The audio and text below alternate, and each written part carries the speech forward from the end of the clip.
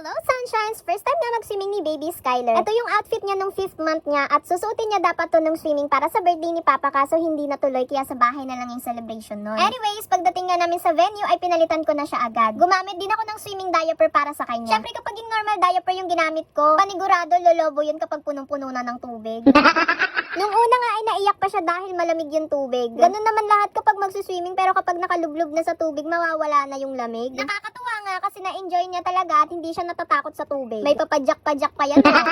Etong salbabida niya ay nahihipan lang din. Actually, sinubukan ko tong gamitan ng panghangin ng lobo nung monthly milestone niya kaso nahirapan ako kaya nilobohan ko na lang din.